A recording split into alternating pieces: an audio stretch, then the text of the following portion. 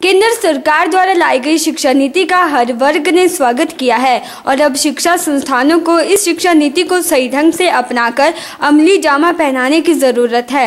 NIT Hamirpur का 11वां दीक्षांत समारोह में पहुंचे केंद्रीय वित्त राज्य मंत्री अनुराग ठाकुर ने युवाओं से आह्वान किया कि नवयुग का नव सृजन करने के लिए आगे बढ़ें, क्योंकि युवा वर्तमान और भविष्य दोनों हैं।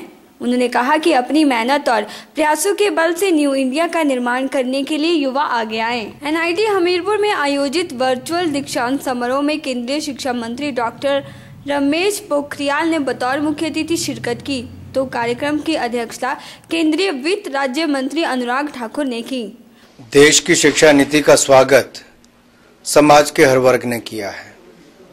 पिछले लंबे समय से, लगभग 30 वर्षों से इसका इंतजार था, लेकिन मोदी सरकार ने अलग अलग स्टेक होल्डर से बातचीत करके इस शिक्षा नीति को लेकर आए और जिसका सभी शिक्षण संस्थानों ने, प्राइवेट, सरकारी, सभी बुद्धिजीवियों ने, शिक्षाविद ने, स्टूडेंट्स ने, बाकी सब ने इसकी बहुत तारीफ की है।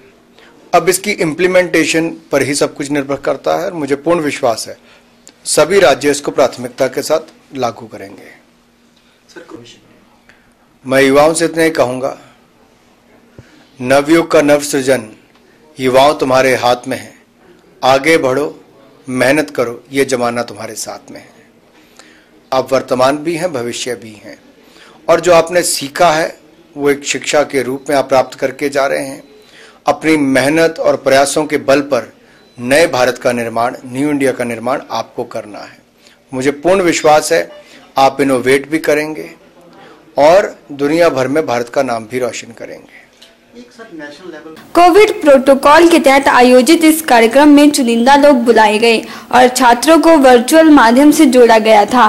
इस अवसर पर संस्थान निदेशक प्रोफेसर ललित अवस्थी ने कार्यक्रम में पहुंचे मुख्य अतिथि का स्वागत किया और संस्थान के विगत वर्ष की उपलब्धियों की जानकारी भी दी। वहीं अनुराग ठाकुर ने कहा कि देश का युवा प्रतिभाशाली है और सरकार द्वारा शुरू किए गए स्टार्टअप का युवा लाभ उठाए। उन्होंने कहा कि युवाओं के द्वारा जो भी सुझाव और मांगे स्टार्टअप की दिक्कतों को दूर करने के लिए की गई थी, उसे सरकार ने पूरा करने के हर संभव प्रयास किए हैं। प्रतिभाशाली है और मोदी जी ने उनको प्लेटफॉर्म दिया आगे बढ़ने का और युवाओं ने उसका हर संभव लाभ उठाया है।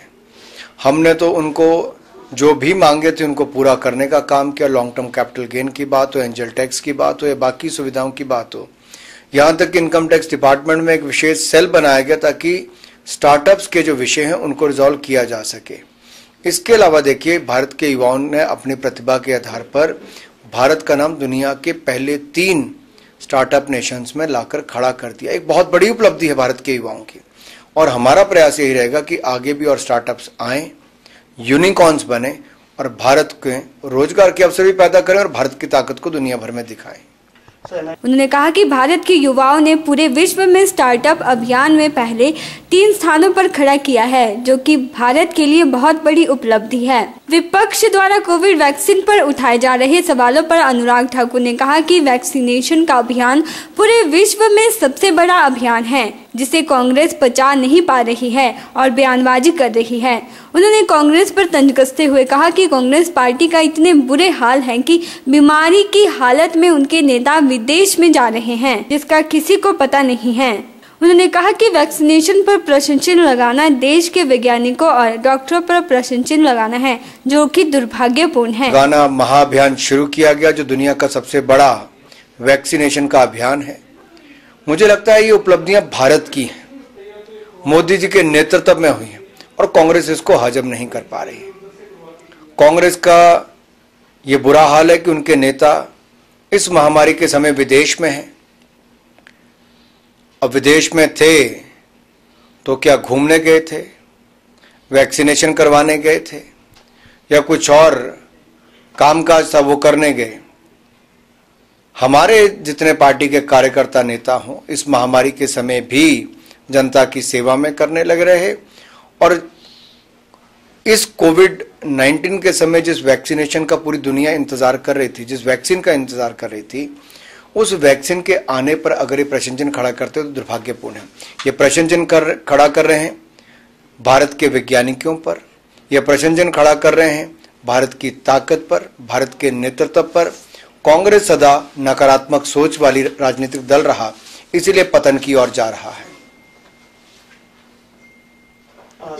ओरिएंटल टाइम्स के लिए हमीरपुर से जसवीर की रिपोर्ट।